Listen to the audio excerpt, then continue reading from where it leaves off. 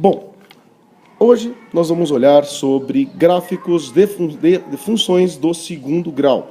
Então aqui vamos dar uma passada geral sobre como funciona, qual é a cara, né? Quais são as características principais de um gráfico de uma função do segundo grau. Isso está na página 114 do seu livro texto.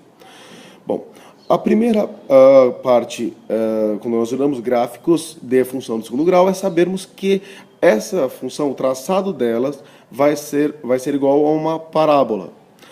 Diferentemente das funções do primeiro grau, na qual o gráfico era igual a uma reta, aqui nós temos uma parábola. Então o gráfico ele vai ou subir e em algum momento vai descer, ou ele vai descer e em algum momento vai subir. Então ele não tem uma função, em termos de crescimento, ele não é monotônico, ele não é só cresce ou só desce, então ele tem uma volta.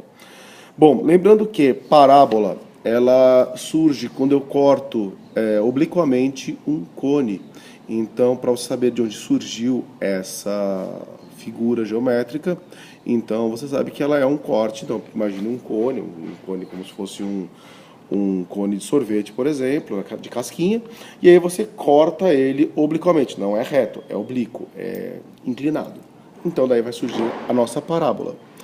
Bom, você observa nos dois exemplos que você tem na página 114, você observa que nós temos, jogando valores para x e encontrando valores correspondentes para y, como a gente fazia em funções no capítulo 3 e no capítulo 4, só que agora você vai perceber que ele vai ter um comportamento e depois ele passa a inverter esse comportamento sobre crescimento e decrescimento.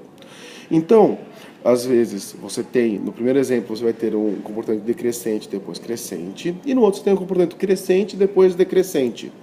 Qual a diferença entre elas? O que diferenciou uma da outra foi exatamente o sinal do A, ou o sinal do x².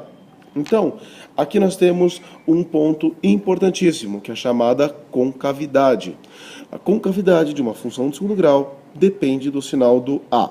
Então, para A positivo, o A maior do que zero, você vai ter uma concavidade para cima.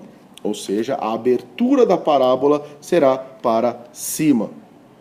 E se você tiver um A menor do que zero, a concavidade será para baixo. Então ele vai abrir, vai até o menos infinito. Bom, nesse ponto, nós percebemos então que nós temos, quando A é maior do que zero, a concavidade para cima, nós vamos ter um valor mínimo, e quando a concavidade é para baixo, quando A é negativo, nós vamos ter um valor máximo para a função, e não existe um valor mínimo porque ela se estende até o infinito. Para você lembrar, você vai usar a seguinte imagem. Se o A é positivo, então a tua função está feliz, o gráfico está feliz, então ele vai estar sorrindo. Então o gráfico vai ter uma abertura para cima. Se o A é negativo, ele está mal, ele está triste, ele está chateado, então ele vai ter uma concavidade para baixo, ele está triste. Então ele está chateado, então o gráfico obrigatoriamente vai abrir para baixo. Beleza? Bom, então é isso, só precisa olhar o valor do A raiz ou as raízes, nada disso interessa, não influencia em nada o sinal, a concavidade da sua função do segundo grau, tá bom? Então, beleza, essa é a parte que fala sobre gráficos, uma introduçãozinha a eles, daqui a pouco a gente vai dar uma olhada sobre como resolver, como desenhar, como traçar todos os passos para traçar um gráfico, mas agora é só para saber essas duas coisas. Primeiro, é uma parábola. 2, a concavidade depende do A. Tá bom? Então é isso.